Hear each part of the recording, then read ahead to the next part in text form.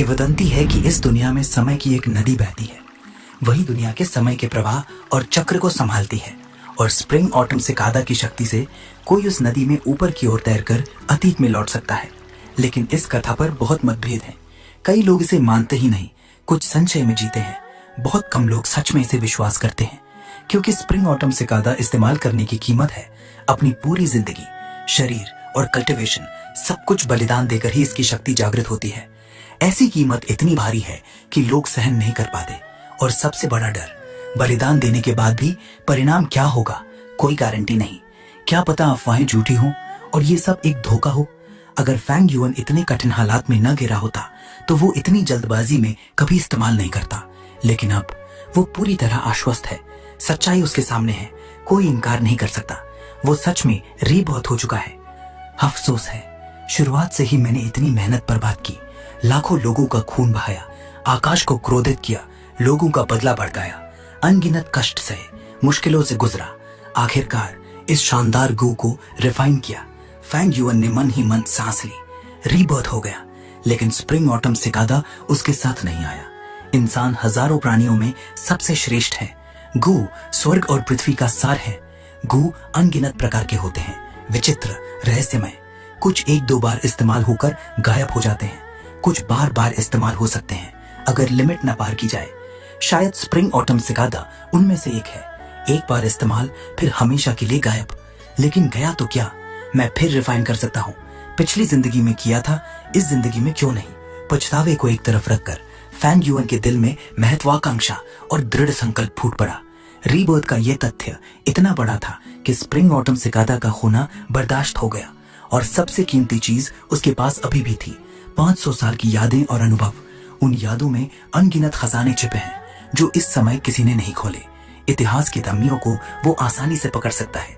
बड़े बड़े घटनाक्रम, अभी पैदा न हुए लोग, छिपे हुए पूर्वज, तेनसाई और सबसे महत्वपूर्ण कठिन कल्टीवेशन और युद्ध का अनुभव। इन सब के साथ वो स्थिति को पूरी तरह समझ चुका है। अच्छी योजना और एग्जीक्यूशन से वो तेजी से आगे बढ़ सकता है, दूसरों से एक कदम आगे।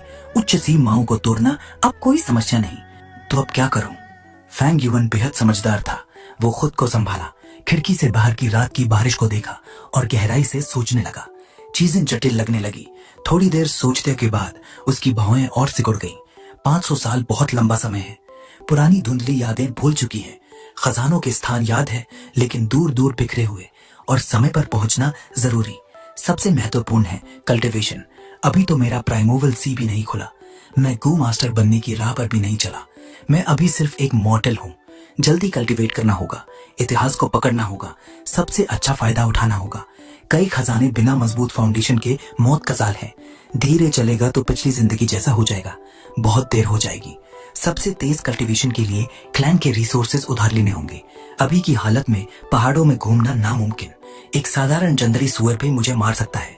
अगर 3rd लेवल गू मास्टर तक पहुंच जाऊं तो खुद की रक्षा कर सकता हूं और पहाड़ से निकल सकता हूं।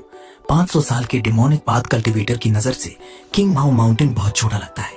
गू युएन विलेज एक पिंजरा है। पिंजरा आजादी छीनता है, लेकिन मजबूत सलाखें सुरक्षा भी देती हैं। इस छोटे समय में इसी पिंजरे में रहूंगा। 3rd लेवल गू मास्टर बनते ही इस गरीब पहाड़ से निकल जाऊंगा। खुशकिस्मती से कल अवेकनिंग सेरेमनी है। जल्दी गू मास्टर बनना शुरू हो जाएगा। अवेकनिंग सेरेमनी का नाम आते ही दिल में दबी पुरानी यादें उभर आई। प्रतिभा, हाँ, उसने खिड़की की तरफ देखते हुए तंज भरी मुस्कान दी। उसी पल कमरे का दरवाजा हल्के से खुला। एक पतला किशोर अंदर आया। भाई, तुम खिड़की के पास बारिश में क्यों खड़े हो? युवक फैंग युएन से थोड़ा छोटा था, चेहरा लगभग एक जैसा, ट्विन। फैंग युएन ने मुड़कर देखा, चेहरे पर जटिल भाव उभरे। तुम हो मेरा छोटा भाई। उसने भौहें चढ़ाई, चेहरा फिर से ठंडा, उदासीन हो गया। फैंग युएन ने सिर झुकाकर अपनी उंगलियां देखी। उसकी आदत। भाई, तुम्हारी खिड़की खुली थी तो सोचा बंद कर दूं। कल अवेकनिंग सेरेमनी है। इतनी रात हो गई और तुम सोए नहीं। अगर चाचा चाची को पता चला तो चिंता करेंगे। फैंग युएन को भाई की ठंडक पर आश्चर्य नहीं हुआ। बचपन से भाई ऐसा ही था। कभी कभी वो सोचता है, शायद जीनियस ऐसे ही होते हैं, आम लोगों से अलग। एक जैसा चेहरा होने के बावजूद खुद को वो कीड़े जैसा साधारण लगता था। एक ही गर्भ से जन्मे, फिर भी स्वर्ग इतना अन्याय क्यों करता है? भाई को चमकती प्रतिभा, खुद को पत्थर जैसी साधारणता। लोग कहते ये फैंग युएन का छोटा भाई है। चाचा चाची हमेशा कहते अपने बड़े भाई से सीखो, आईने में अपना चेहरा देखकर भी घृणा होती।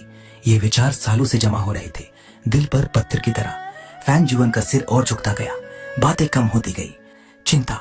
चाचा चाची का नाम सुनकर फैंग युअन ने मन ही मन हंसा। वो याद करता है, इस दुनिया के माता पिता क्लैन मिशन में मर गए थे। 3 साल की उम्र में दोनों भाई अनाथ हो गए। पालन पोषण के नाम पर चाचा चाची ने माता पिता की विरासत हड़प ली और दोनों भाइयों पर सख्ती की। फैंग युअन ने सोचा था, सामान्य इंसान बनकर रहूंगा, टैलेंट्स छिपाऊंगा। लेकिन जिंदगी कठिन थी तो कुछ टैलेंट्स दिखाने पड़े। कहा जाने वाला टैलेंट बस मैच्योर सोल और अर्थ की कुछ प्रसिद्ध पुरानी कविताएं। इससे लोगों को चौंका दिया। बाहर के दबाव से युवक फैंग जुअन ने ठंडा उदासीन चेहरा अपनाया, खुद को बचाने के लिए, रहस्य छिपाने के लिए। समय के साथ ये आदत बन गई। इससे चाचा चाची की सख्ती कम हुई। उम्र बढ़ने के साथ व्यवहार बेहतर हुआ। प्यार नहीं, निवेश। मजेदार बात, छोटा भाई ये सच कभी नहीं देख सका। न सिर्फ धोखा खाया बल्कि रिजेंटमेंट भी दबाता रहा। अभी तो अच्छा ईमानदार लड़का लगता है, लेकिन फैंग युअन की यादों में जब भाई का ए ग्रेड टैलेंट पता चला, क्लैन ने उसे पूरा संसाधन दिया। फिर सारी जेलसी, हेट बाहर आई। भाई ने बड़े भाई को टारगेट किया, दबाया, परेशान किया और खुद का ग्रेड सिर्फ सी ग्रेड। फेट ने मजाक किया, ट्विंस, बड़ा भाई सी ग्रेड, लेकिन 12 साल तक जीनियस माना गया। छोटा भाई जिसे अनदेखा किया जाता था, ए ग्रेड।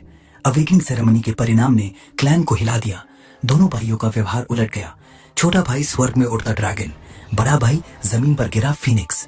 फिर छोटे भाई की परेशानियां, चाचा चाची की ठंडी नजरें, क्लैन की नजरअंदाजी। नफरत करता था पिछली जिंदगी में, हाँ, टैलेंट की कमी से, क्लैन की बेरुखी से, फेट के अन्याय से। लेकिन अब 500 साल के अनुभव से सोचने पर दिल शांत। कोई नफरत नहीं। नफरत से क्या मिलता है? दूसरे नजरिए से देखो। छोटा भाई, चाचा चाची, 500 साल बाद के दुश्मन, सब समझ में आते हैं। मजबूत कमजोर को खाता है, सर्वाइवल ऑफ द फिटेस्ट। यही दुनिया का नियम। सबके अपने एम्बिशंस, अवसर पकड़ने की जंग, युद्ध, हत्या में क्या नहीं समझा जा सकता। 500 साल ने उसे सब समझा दिया, अमृतता की चाहत के साथ। अगर कोई इस राह में रोकेगा, चाहे कोई भी हो, मार डालूंगा। दिल की महत्वाकांक्षा बहुत बड़ी है। इस राह पर चलना मतलब दुनिया से दुश्मनी, अकेलापन, हत्या। ये 500 साल की जिंदगी का निष्कर्ष है।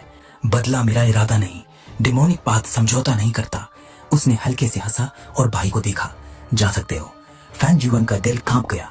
भाई की आंखें बर्फ की तरह तेज, दिल के सबसे गहरे हिस्से को चीरती हुई। ऐसी नजर में वो नंगा महसूस कर रहा था। कोई राज नहीं छिप सकता। तो कल मिलते हैं भाई। फेंग जेंग और कुछ न कह सका। धीरे से दरवाजा बंद किया और चला गया। बारिश जारी थी, लेकिन फेंग यून के मन में अब तूफान था, अमरता की राह का।